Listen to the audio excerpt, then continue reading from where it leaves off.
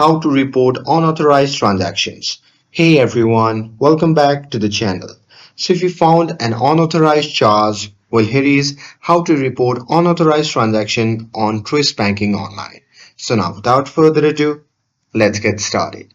So first thing first, open any web browser and now here, once inside you can just click on the search bar and simply search for Truist Bank. And now here, on the search result, you just have to click on the first link and after that, you'll be prompted to the official website of the Truist Bank.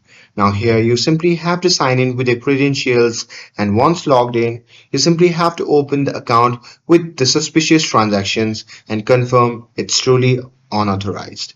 And if it is unauthorized, then you can write down the transaction date, amount, merchant name, and any confirmation or reference number. Or you can screenshot it for your records. And after that, you simply have to call the merchant because sometimes charges are billing errors or pending authorization, which will clear automatically. And with that, if it's still wrong, then you can contact Twist right away via the secure message center in online banking or the help chat feature, or you can directly call the number which is on the back of your card.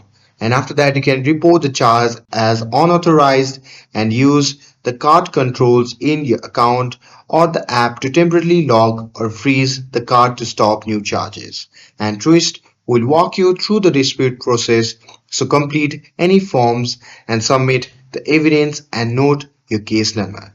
And keep an eye on your account and enable alerts for any activity and follow up if you don't get confirmation within a few days.